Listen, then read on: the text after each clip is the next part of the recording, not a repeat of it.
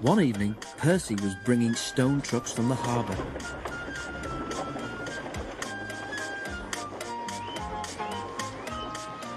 He was tired of his quarrel with Thomas and wanted to be friends again.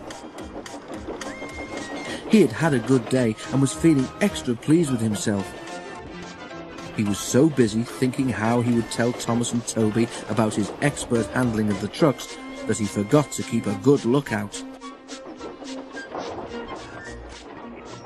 Too late, he saw a broken branch hanging over the line straight in front of him.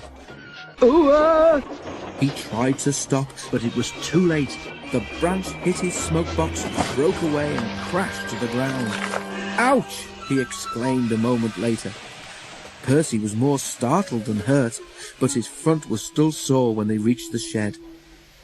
"It's your own fault," said Thomas unsympathetically. "You should keep a better lookout. I've no patience with you." "Pooh," retorted Percy huffily. He forgot his good resolution and talked to Toby for the rest of the evening. Percy didn't speak to Thomas the next day either. "I say, Toby," he said in the shed that evening, "what's a drip, do you know?" Toby pondered. "It's when rain comes through a hole in your cab and fireman hasn't got time to mend it," he decided at last. "That's silly," objected Percy. "I heard a boy on the platform call his friend one this afternoon. I'm sure he couldn't have come through a hole in my cab," he added earnestly. Thomas was tired of being ignored. "That's different," he interrupted loftily. "The boy just thought his friend was being a coward, or silly, or a spoilsport." Percy thought about this. "So if," he suggested reflectively, "if you stopped me from doing something nice, would you be a drip, Thomas?" "You're the drip," answered Thomas crossly.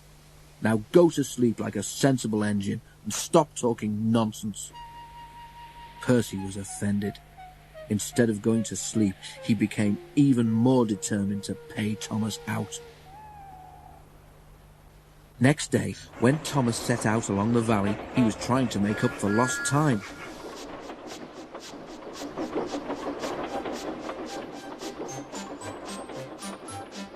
Suddenly, there was a loud bang, and something hard hit the bottom of his left-hand water tank. "Ouch!" exclaimed Thomas and stopped. As he did so, he felt water splashing cold against his wheels. "One of your side rods has broken," said his driver. "It swung up and punctured your tank. We'll have to get help."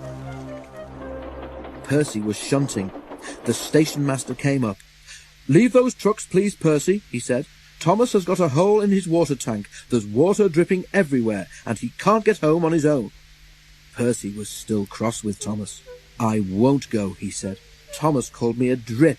Let him jolly well stay there and drip himself." "But what about Annie and Clarabel and the passengers?" reminded Percy's driver. "Do they deserve to stay out all night too?" Percy was sorry at once. "I forgot them," he said. "We must rescue them in case they turn into drips too." He hurried away. He found Thomas near the river. Everyone was glad to see him, and the passengers thanked him for coming. "I'm sorry I was rude," said Thomas as Percy helped him back to the shed. "That tank of mine turned me into a bigger drip than we expected, didn't it?